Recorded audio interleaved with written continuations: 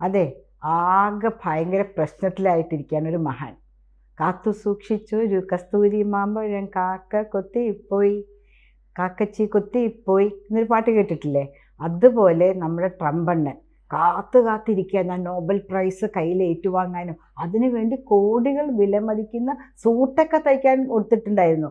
അപ്പോഴാണ് ഇന്നലെ ആർക്കും വലിയ പരിചയമൊന്നുമില്ലാത്ത വെനിസ്വേലയിലെ പ്രതിപക്ഷ നേതാവ് ശ്രീമതി മറിയ കൊറീനയ്ക്ക് അവാർഡ് പ്രഖ്യാപിച്ചത്.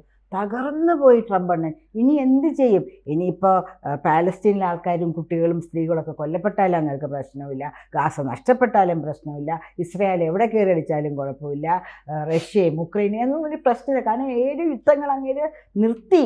അദ്ദേഹം മിഡിൽ മാനായിട്ട് നിന്ന്, 2 തോക്കിൻ്റെ ഉള്ളിൽ അദ്ദേഹം നിന്ന് ഒക്കെ നിർത്തി എന്ന് പറഞ്ഞിട്ടും ഈ നോബൽ സമ്മാന കമ്മിറ്റി അദ്ദേഹത്തിനെ പരിഗണിച്ചില്ല എന്ന് ആലോചിക്കുമ്പോൾ അദ്ദേഹത്തിൻ്റെ ഹൃദയവേദന നമുക്കെങ്കിലും മനസ്സിലാവണ്ടേ? അദ്ദേഹം ചടകുടഞ്ഞ് എഴുന്നേറ്റു. നോബൽ തന്നില്ലെങ്കിൽ എന്താ, കിടക്കട്ടെ, ചൈനയ്ക്ക് ഒരു 100% തീരുവ അങ്ങോട്ടേക്ക് ആക്കി. ഇത്ര കുറച്ച് നാളൊന്ന് ഒതുങ്ങിയിരിക്കുന്ന നോബൽ ഒന്ന് കയ്യിൽ വരട്ടെ എന്ന് വിചാരിച്ചിട്ട് ഇനിയിപ്പോൾ ലോകരാഷ്ട്രങ്ങളുടെ മെക്കിട്ട് കയറാനുള്ള ഒരു തുടക്കമാണെന്ന് തോന്നുന്നില്ലേ? അദ്ദേഹം എന്തൊക്കെയോ ചെയ്യുന്നു. ഇപ്പൊ എല്ലാരും അതാ കറക്റ്റ്, എന്തൊക്കെയോ ചെയ്യുന്നു, എന്താണെന്ന് അദ്ദേഹത്തിന് പോലും അറിയത്തില്ല എന്നുള്ള ഒരു ബോധ്യത്തിൽ ആൾക്കാരൊക്കെ ചർച്ച ചെയ്യുന്നുണ്ട് ഇപ്പൊ ട്രംപിനെ പറ്റി. കാരണം ലോകത്തിന്റെ പ്രസിഡന്റ് എന്നുള്ള രീതിയിൽ ഇതുവരെ എല്ലാവരും പറയുമ്പം അമേരിക്കൻ പ്രസിഡന്റ് എന്നുള്ള ലോക പ്രസിഡന്റ് എന്നുള്ളൊരു പേരായിരുന്നു. പക്ഷെ ഇപ്പം അമേരിക്കൻ പ്രസിഡന്റ് ഒരു കോമാളി എന്നുള്ള രീതിയിലേക്ക് കാര്യങ്ങൾ പോകുന്നു. അപ്പോൾ ഇദ്ദേഹം ഇന്നലെ ഇപ്പോൾ പറഞ്ഞതുപോലെ നോബൽ സമ്മാനം കിട്ടത്തില്ല എന്നുള്ളതിനെപ്പറ്റി, അല്ലെങ്കിൽ അദ്ദേഹത്തിന് കിട്ടത്തില്ല എന്നുള്ളതിനെപ്പറ്റി ഒരുപാട് പേർക്ക് അറിയാം. കാരണം എന്താണെന്ന് വെച്ചാൽ എനിക്ക് നോബൽ സമ്മാനം തരണമെന്ന് പറയുന്ന ഒരാൾ കൊടുക്കുക എന്ന് പറഞ്ഞാൽ പിന്നെ ഈ സ്വാധീനമുള്ള കമ്മിറ്റി ആണെങ്കിൽ പോലും അത് വിലയില്ലാതാവത്തില്ല, അല്ലെങ്കിൽ ആ കമ്മിറ്റിക്ക് ഒരു വിലയില്ലാതാവും. അപ്പോൾ അത് കിട്ടത്തില്ലെന്നറിയാം.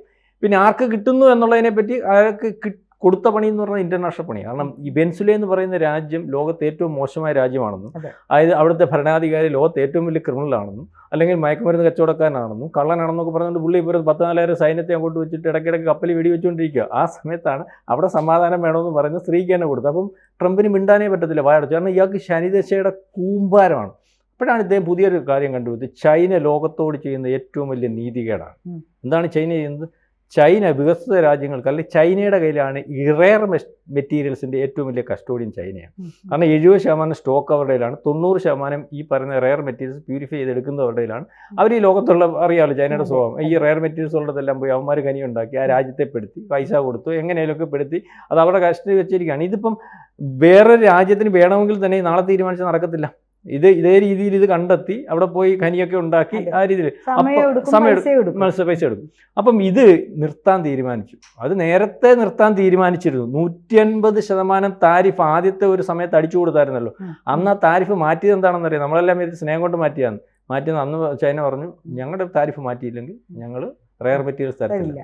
റെയർ മെറ്റീരിയൽസ് കൊടുത്തില്ല ഉള്ള കുഴപ്പമെന്തോ, അമേരിക്ക കിട്ടിയില്ലുള്ള കുഴപ്പമെന്തോ. അമേരിക്കയുടെ പണിയെന്ന് പറഞ്ഞാൽ നമ്മുടെ കൂട്ട് ആഹാര സാധനം ഉണ്ടാക്കുക, അല്ലെങ്കിൽ വേറെ മാനുഫാക്ചറിങ് അല്ല. പ്രധാനപ്പെട്ടവൻ്റെ പണിയെന്നാൽ വെടിയുണ്ട ഉണ്ടാക്കുക, അല്ലെങ്കിൽ വെടിയുണ്ട ഇടുന്ന അല്ലെങ്കിൽ മിസൈൽ ഉണ്ടാക്കുക, ഈ പറയുന്ന ഹെലികോപ്റ്റർ യുദ്ധത്തിനുള്ള, അതായത് ലോകത്തിൽ യുദ്ധമുണ്ടാക്കി അതിനുള്ള യുദ്ധക്കോപ്പുകൾ അവർക്ക് സപ്ലൈ ചെയ്തിട്ട് ഞാനാണ് യുദ്ധങ്ങൾ നിർത്തിയതെന്ന് പറയാം. അവരുടെ മെയിൻ വരുമാനം പണ്ടോട്ടെ യുദ്ധം കൊണ്ട് രക്ഷപ്പെട്ട രാജ്യം. 2ാം ലോകമഹായുദ്ധത്തിനകത്ത് അന്നേ ലോകത്ത് മൊത്തം ഇതുപോലെ സാമഗ്രികൾ കൊടുത്ത് വലിയ രാജ്യമായതും പിന്നെ ലോകത്തെല്ലാം യുദ്ധം ഉണ്ടാക്കി അവരുടെ ഈ പറയുന്നത് പോലെ സാധനങ്ങൾ വിറ്റ് ഇപ്പോഴും ആ യുദ്ധം ഉണ്ടാക്കാൻ നിൽക്കുന്ന രാജ്യം എന്ന് വേണമെങ്കിൽ ദീർഘമായിട്ട് പരിശോധിച്ചാൽ മനസ്സിലാവും. അപ്പം അവരില്ല. അപ്പം ആ യുദ്ധ സാമഗ്രികൾ ഉണ്ടാക്കാൻ പറ്റുന്ന അവസ്ഥയിലല്ലാതാവും, അതായത് നിർത്തിവെക്കേണ്ടി വരും.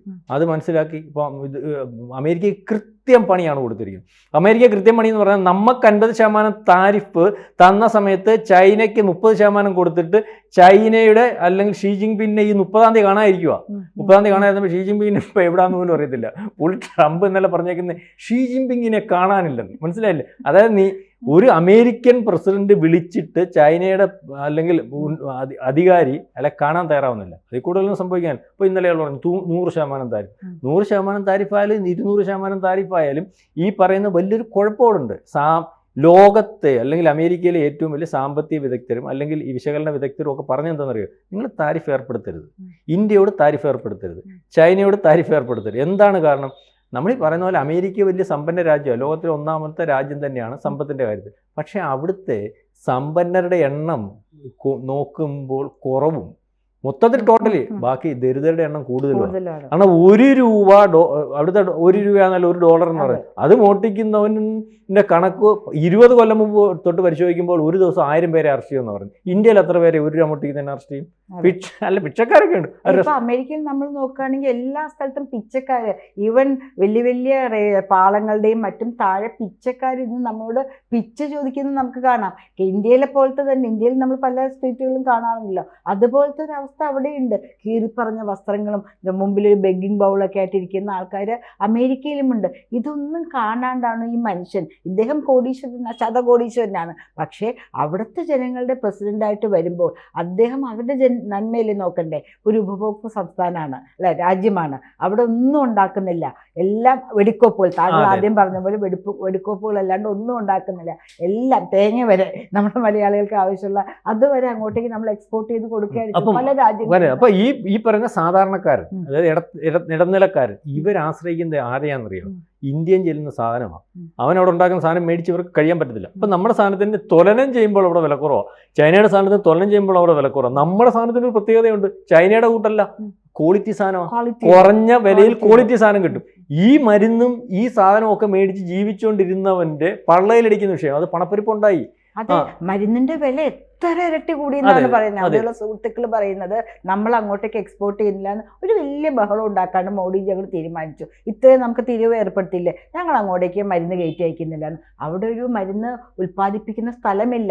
നമ്മളുടെ ഇവിടെയുള്ള പോലെ ക്വാളിറ്റി മരുന്ന് ഉൽപ്പാദിപ്പിക്കുന്ന സ്ഥലങ്ങളില്ല. മരുന്നിന്റെ വില 50-60 ഇരട്ടിയാണ് അവിടെ വർദ്ധിച്ചത്. ആൾക്കാരുടെ ജീവിതം ദുസ്സഹമായിക്കൊണ്ടിരിക്കുകയാണ്. അപ്പൊ എല്ലാ രീതിയിലും നമുക്കെതിരെ വന്നെന്ന് പറഞ്ഞാൽ ഇയാൾ ആദ്യമേ താരിഫ് എല്ലായിടത്തും കൊടുത്തു, ആരും വേണ്ടിയില്ല. നമുക്കെതിരെ താരിഫ് വന്നപ്പോൾ നമ്മൾ നിലപാടെടുത്തു. അപ്പോൾ അവിടെ പറഞ്ഞു ഇന്ത്യ എന്ന് പറഞ്ഞാൽ ഇന്ത്യക്ക് സ്വന്തമായിട്ട് വിപണിയുണ്ട്, നമ്മളിപ്പോൾ കാണിച്ചു കൊടുത്തു. അതായത് ഇപ്പോൾ ഇനിയും അടുത്ത ദീപാവലിക്ക് വീണ്ടും കാണിക്കാൻ പോകാം, സ്വന്തമായിട്ട് വിപണിയുണ്ട്. അവിടെ പണപ്പെരുപ്പവും ഉണ്ടായി. ഇപ്പോൾ ഏറ്റവും വലിയ കണക്ക് വന്നപ്പോൾ ഈ പറഞ്ഞതുപോലെ പൈസ വന്നിട്ടുണ്ട്. 93ക്ക് ശേഷം ഏറ്റവും കൂടുതൽ നികുതി വരുമാനം വന്നിട്ടുണ്ട്. പക്ഷേ ഒരു വ്യക്തിക്ക് $2500 to $3000 വരെ നഷ്ടം. അതായത് പണപ്പെരുപ്പം കൂടുന്നു, അവിടെ ആളുകൾ റോഡിൽ ഇറങ്ങുന്നു, ആ വിഷയത്തിലേക്ക് വരുന്നു. ഈ സമയത്ത് തൊഴിൽ നഷ്ടപ്പെടുത്തും. അപ്പം ഇപ്പൊ ആ സമയത്ത് നമ്മളെ പെടുത്തിക്കൊണ്ട് ചൈനയ്ക്ക് 30% താരിഫ് കൊടുത്ത് നിൽക്കുന്ന സമയം, ഇപ്പൊ ചൈനയെ സ്വാധീനിക്കാമെന്ന് വിചാരിച്ചു നമ്മൾ നേരത്തെ പറഞ്ഞത്. പക്ഷേ ചൈന ഇപ്പൊ ചെയ്ത പരിപാടി എന്താണെന്നറിയോ? ഈ പറയുന്ന ഇന്ത്യ എടുത്ത നിലപാടിന് ശേഷം RIC, അതായത് റഷ്യ, ഇന്ത്യ, ചൈന നിലപാട്, ഒരു പക്ഷേ ഇന്ത്യയുമായിട്ടുള്ള ചർച്ച, നരേന്ദ്രമോദിയുമായിട്ടുള്ള ചർച്ച, ഈ രണ്ട് രാജ്യങ്ങൾ തമ്മിൽ നയതന്ത്രപരമായിട്ട് എടുത്ത തീരുമാനങ്ങളുടെ ഫലമായിട്ട് ചൈന പറഞ്ഞു നിനക്ക് പൂർണ്ണമായിട്ടും തരത്തില്ല. ഒരു കാര്യം, നമ്മളുടെ സാബു കിറ്റക്സിന്റെ സാബു ഉണ്ടല്ലോ, അദ്ദേഹത്തിന്റെ മെയിൻ മാർക്കറ്റ് അമേരിക്കയിലായിരുന്നു. ജിമാർട്ട്, വെൽമാർട്ട്, അങ്ങനെ എല്ലാ സ്ഥലങ്ങളിൽ കൂടെയാണ് പോയിക്കൊണ്ട് നല്ല ക്വാളിറ്റി സാധനങ്ങൾ ഇവർ തീരുവ ഏർപ്പെടുത്തിയപ്പോൾ അദ്ദേഹം എന്ത് ചെയ്യുന്നു, അത് മുഴുവൻ ഇന്ത്യയിലേക്ക് കൊണ്ടുവന്ന് ഇന്ത്യയിലെ സ്റ്റോറുകളിലേക്ക് അവൻ കൊടുത്തു. 3 ഇരട്ടി വേഗതയിലാണ് അത് വിറ്റ് പോയത്. മാത്രമല്ല ജനങ്ങളൊക്കെ ഭയങ്കര ഹാപ്പി ആയിരുന്നു. കുട്ടികളുടെ വസ്ത്രങ്ങളായിരുന്നു. ഇത്രയും ക്വാളിറ്റിയുള്ള വസ്ത്രങ്ങൾ ഇത്രയും വില കുറഞ്ഞ് ഞങ്ങൾക്ക് ലഭിക്കുന്നല്ലോ എന്ന്. ആർക്ക് നഷ്ടം? ശ്രീ സാബുവിന് നല്ല, അദ്ദേഹത്തിന് 6 ഇരട്ടി അവിടത്തെക്കാട്ടി 6 ഇരട്ടി കൂടുതൽ വരുമാനമുണ്ട്. ഞാൻ പറഞ്ഞു വന്നത് അപ്പം നരേന്ദ്രമോദിയുമായിട്ട് ചൈന സംസാരിച്ചു കഴിഞ്ഞപ്പോൾ ലോകത്തിന്റെ പ്രസിഡന്റ് എന്ന് അവകാശപ്പെടുന്ന ട്രംപിന്റെ കാര്യങ്ങൾ കേൾക്കാതെ തീരുമാനമെടുത്തിട്ട് ട്രംപ് ഇന്ത്യയെക്കാട്ടിൽ ഇളവ് ചൈനയ്ക്ക് കൊടുത്തണൊക്കെ പോലും ഇനി റെയർ മെറ്റീരിയൽസ് കൊടുക്കുന്ന അവസ്ഥയിലാണ്. അതിൻ്റെ കൂടെ വേറെ കാര്യം പറഞ്ഞിട്ടുണ്ട് ചൈന, നിങ്ങൾക്ക് തരാം, നിങ്ങൾക്ക് ആവശ്യമുള്ളതിൻ്റെ എത്ര, നമുക്ക് നേരത്തെ റേഷൻ ഏർപ്പെടുത്തിയാൽ മാറ്റി നിങ്ങൾക്ക് തരാം, പക്ഷെ നമ്മൾ ഇവിടുന്ന് ഇവിടെ കൊടുക്കുക, US കൊടുക്കാൻ പാടില്ല. അപ്പം അതേ രീതിയിൽ അപ്പം നമ്മൾ മനസ്സിലാക്കേണ്ട ഒരു കാര്യം, ഇന്ത്യ വിചാരിക്കുന്നിടത്തേക്ക് കാര്യങ്ങൾ നീങ്ങുന്നു. അതായത് ഈ പറയുന്ന ഇയാളുടെ താരിഫും അല്ലെങ്കിൽ ഏത് കാര്യമായാലും കൊണ്ടുവരുന്നത് നമുക്ക് ഉപകാരപ്രദമാകുന്നു. ഒരുപക്ഷെ ഇയാളുടെ താരിഫ് കൊണ്ട് നമുക്ക് ഒത്തിരി ഗുണമുണ്ട്. അവർക്ക് നഷ്ടം വരുന്നതിൻ്റെ കൂട്ടത്തിൽ ഈ പറയുന്ന പോലെ കയറ്റുമതി ഇറക്കുമതി നമ്മൾക്ക് അമേരിക്കയിൽ നഷ്ടപ്പെട്ടു. പക്ഷെ നമ്മൾ വേറെ വിപണി കണ്ടെത്തി. ആഭ്യന്തര വിപണി കൊണ്ട് പിന്നെ നമ്മുടെ ബാക്കിയുള്ള രാജ്യങ്ങളിൽ വിപണി കണ്ടെത്തി. ഇനിയിപ്പോൾ രണ്ടാമത് പറഞ്ഞാൽ ഏത് അവസരത്തിലും ഈ വ്യാപാര കരാർ വന്നേ മതിയാകത്തുള്ളൂ. കാരണം അമേരിക്കയ്ക്ക് പിടിച്ചിരിക്കാൻ പറ്റാത്ത അവസ്ഥയിലേക്ക് വ്യാപാര കരാർ വന്നാൽ അമേരിക്കയിലേക്കുള്ള നമ്മുടെ കയറ്റുമതി പഴയതുപോലെ നടക്കുകയും ചെയ്യും. നമ്മൾ കൂടുതൽ സ്ഥലങ്ങൾ കണ്ടെത്തി കയറ്റുമതി ഇറക്കുമതി അപ്പം വലിയ വലിപ്പത്തിലേക്ക് അല്ലെങ്കിൽ ഈ പറയുന്നത് പോലെ നിലപാടുകൾ കൊണ്ട് ഇന്ത്യയുടെ നേതൃത്വത്തിൽ ഒരു ലോകക്രമം വരെ RIC വന്നു, ബ്രിക്സ് വന്നു. ബ്രിക്സ് നാണയം ഇറക്കാൻ പോയില്ലേ, അല്ലെങ്കിൽ മനസ്സിലാവും. അപ്പം അമേരിക്കക്കെതിരെ ഒരു അല്ലെങ്കിൽ ഒരു ലോകക്രമം തന്നെ ഇന്ത്യക്കെതിരെ അമേരിക്ക എന്നപ്പോൾ വന്നിരിക്കുന്ന ഒരു അവസ്ഥ. ഇന്ത്യയുടെ രൂപ പല രാജ്യങ്ങളും ആക്സെപ്റ്റ് ചെയ്ത് തുടങ്ങിയിട്ടുണ്ടല്ലോ. പണ്ട് നമ്മൾ പുറത്തു പോകുമ്പോൾ നമുക്ക് ഡോളർ മാത്രമേ പറ്റുള്ളൂ. പല രാജ്യങ്ങളും ഇന്ത്യയുടെ രൂപ ആസ് ഇറ്റ് ഈസ് ആക്സെപ്റ്റ് ചെയ്ത് തുടങ്ങിയിരിക്കുന്നു. മറ്റൊരു കാര്യം പറയാനുള്ളത്, ഇപ്പോൾ അമേരിക്കയിലേക്ക് ക്വാളിറ്റി ആയിട്ടുള്ള ഉൽപ്പന്നങ്ങൾ താങ്കൾ നേരത്തെ പറഞ്ഞതുപോലെ ഇന്ത്യയിൽ നിന്നാണ് പോകുന്നത്, ചൈനയിൽ നിന്നല്ല. അപ്പോൾ ഇന്ത്യ വേറെ രാജ്യങ്ങളുമായിട്ട് ഈ സമ്പദ് വ്യവസ്ഥ പങ്കിടുന്നു, എക്സ്പോർട്ടിങ് നടത്തുന്നു എന്ന് പറയുമ്പോൾ അമേരിക്കയ്ക്ക് ക്യൂവിൽ നിൽക്കേണ്ടി വരും ക്വാളിറ്റിയുള്ള ഉൽപ്പന്നങ്ങൾ വില കുറവിൽ കിട്ടാൻ വേണ്ടിയിട്ട്. ആ ഒരു പരാജയം കൂടെ അമേരിക്ക ഇപ്പോൾ ഏറ്റുവാങ്ങുന്ന സ്ഥിതിയാണ് നമ്മൾ. അതെ അതെ, ഇപ്പോൾ പറയുന്നത് ട്രംപ് പറഞ്ഞത്, നമ്മൾ പറഞ്ഞു വന്നത് നോബൽ സമ്മാനമൊക്കെ കിട്ടിയില്ല, മാത്രമല്ല അയാൾ ഇപ്പൊ ട്രംപ് പറയുന്നത് ചൈന പുറകിൽ നിന്ന് കുത്തി എന്നുള്ളതല്ല. ഇപ്പൊ എന്റെ സാധനം ആർക്ക് കൊടുക്കണം ഞാനല്ലേ തീരുമാനിക്കും. ഇയാൾക്ക് തീരുമാനിക്കാമെങ്കിൽ ചൈനയ്ക്കും തീരുമാനിക്കാമല്ലോ. പക്ഷേ തീരുമാനിക്കാൻ അല്ല, നോബൽ സമ്മാനത്തിന്റെ കാര്യമല്ല ഞാൻ പറഞ്ഞത്. അല്ല, ഇപ്പൊ പറയുന്നത് അമേരിക്ക പുറകിൽ നിന്ന് കുത്തിയുണ്ട്. ഇപ്പൊ ചൈനയ്ക്ക് നിർബന്ധമുണ്ടോ അമേരിക്ക സാധനം കൊടുക്കണമെന്ന്? പക്ഷേ ഒരു കാര്യം നമ്മൾ മനസ്സിലാക്കണം, ചൈന ഉൾപ്പെടെ ലോകത്തെല്ലാ രാജ്യങ്ങളും സ്വന്തമായിട്ട് നിൽക്കാൻ കഴിയുമെന്നും നിലപാടെടുക്കണമെന്നും ഉള്ള തീരുമാനം എടുത്തു തുടങ്ങിയത് ഈ പറയുന്ന ഇന്ത്യക്കെതിരെ ട്രംപ് താരിഫ് യുദ്ധം പ്രഖ്യാപിച്ചപ്പോൾ ഇന്ത്യ ഒരു തീരുമാനമെടുത്തു. ആ തീരുമാനമെടുത്തതിൻ്റെ പിറകിൽ ആസ്ട്രേലിയൻ പത്രങ്ങൾ എഴുതി, എന്താ നമുക്കിതുപോലെ തീരുമാനമെടുത്താൽ. ഇസ്രായേൽ പറഞ്ഞല്ലോ, ഞങ്ങൾ ഖത്തറിനെ അടിച്ചിട്ട് പറഞ്ഞല്ലോ. സാധാരണ പറയുന്നത് അമേരിക്ക പറഞ്ഞിട്ടാ ഞങ്ങളുടെ തീരുമാനം. അപ്പോൾ ലോകത്തെല്ലാവരും തീരുമാനമെടുക്കാൻ തുടങ്ങി. അല്ലെങ്കിൽ മനസ്സിലാക്കേണ്ടത്, നമ്മളിത് കൊട്ടിഘോഷിക്കുന്നില്ല. നമ്മൾ വളരെ കൃത്യമായിട്ടും വ്യക്തമായും മന്ത്രിതലത്തിൽ ഉദ്യോഗസ്ഥരുടെ തീരുമാനങ്ങളെടുത്ത് ഇംപ്ലിമെന്റ് ചെയ്തു. നമ്മളിത് കൊട്ടിഘോഷിച്ചിട്ടേയില്ല. പക്ഷേ അതിൻ്റെ പരിണിത ഫലം കൊള്ളേണ്ടടുത്ത് വളരെ ശക്തമായി കൊണ്ടുവന്നുള്ളതാണ്. അവരിനി പുനർചിന്തിപ്പിക്കാനായിട്ട് ഇങ്ങനെയൊക്കെ വേണമോ, ഞങ്ങൾ ലോകത്തിൻ്റെ പ്രസിഡന്റ് അല്ല എന്ന് മനസ്സിലാക്കാനും ഇന്ത്യയുടെ ആ ഒരു ചെറിയ നീക്കം, ചെറിയതെന്ന് പറഞ്ഞാൽ കൊട്ടിഘോഷിക്കാത്ത ആ വലിയ നീക്കം കൊണ്ട് കഴിഞ്ഞൊന്ന് വേണം നമുക്ക് മനസ്സിലാക്കാം. അപ്പൊ ഈ ചൈനയുടെ കാര്യം ഞാൻ പറഞ്ഞു വന്നത്, ചൈന പോലും തീരുമാനം ആദ്യം എടുക്കുന്നതിന് മടിച്ചു നിന്നാണ്. നമ്മൾ തീരുമാനം എടുത്തു കഴിഞ്ഞിട്ടാണ് ചൈന ഒരു 3 ആഴ്ച കഴിഞ്ഞപ്പോൾ നമ്മൾ പറഞ്ഞ അതേപോലെ കോപ്പി പേസ്റ്റ് ചെയ്ത്. അപ്പോൾ തീരുമാനം എടുക്കുന്നു, ഇന്ത്യയുടെ കൂടെ നിൽക്കുന്നു, അടുത്ത തീരുമാനം എടുപ്പിക്കുന്നു. അതായത് ഇന്ത്യയോട് കളിച്ച് പണി മേടിച്ചിരിക്കുന്നു അമേരിക്ക എന്ന് വേണം പറയാൻ. തോറ്റു തുന്നമ്പാടിയിരിക്കുന്നു. അത്രയും. കൂടുതൽ വാർത്തകളും വിശേഷങ്ങളും നിങ്ങളിലേക്ക് എത്താൻ ABC മലയാളം സബ്സ്ക്രൈബ് ചെയ്യുക, ബെൽ ബട്ടണും അമർത്തുക.